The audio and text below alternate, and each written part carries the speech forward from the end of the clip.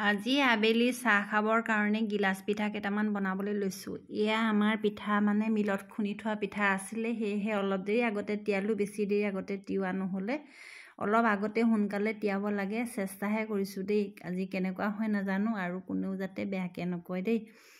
আৰু এয়া পিঠাখিনি মই মানে 20 মিনিটমানহে হ'ল। ইয়াৰ বাবে লৈছোঁ গুড় আৰু নাৰিকলৰ গুড়ি, লগতে অকণমান ঘিউ দিম, খিচমিচ দিম। সেয়াই চাই থাককচোন ভিডিঅ'টো। পিঠাখিনি আমাৰ মিলত খুন্দা পিঠা আছিলে, আৰু সেয়া মই অলপ দেৰি আগতে তিয়াই থলোঁ। আগতে তিয়াব লাগিছিলে, আৰু ইয়াৰ বাবে মই গুড়খিনি পগাই ল'লোঁ। গুড় পগোৱাৰ লগতে মই মানে আমাৰ আনি থোৱা আছিলে নাৰিকলৰ গুড়ি, যিটো মানে পেকেট কিনিবলৈ পায়, মই অনলাইনত আনি থোৱা আছিলে। আৰু গুড়ৰ লগতে মই নাৰিকলৰ গুড়াটো লগতে মই ভাজি দিলোঁ, আৰু তাৰ পাছতে মই অকণমান গৰু ঘিউ ঢালি দিলোঁ নাৰিকলৰ লগতে, যিহেতু অলপমান বস্তুটো কোমল হ'ব বুলি মই গৰু ঘিউ অকণমানো লগতে ঢালি পগাই হোৱাৰ পাছত মই কাপকেইটা ৰেডি কৰি ল'লোঁ।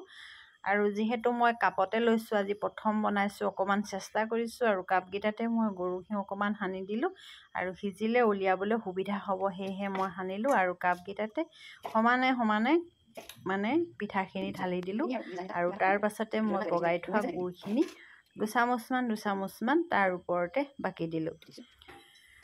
আৰু মই কুকাৰটোৰ কেছকেপডাল আঁতৰাই পিনি কুকাৰটোৰ ভিতৰতে পানী ভৰাই আৰু সেইখিনি দি দিলোঁ।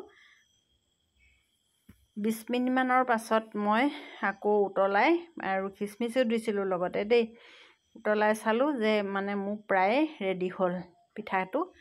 আৰু এয়া মই উলিয়াই আনিছোঁ, মোৰ পিঠা ৰেডি। মই ভবাতকৈ বেছিয়ে ভাল হৈছে বাৰু, আৰু ভাল হ'ব চাগে মই আৰু যত্ন কৰিলে, অকণমান সোনকালে যদি তিয়াই থওঁ।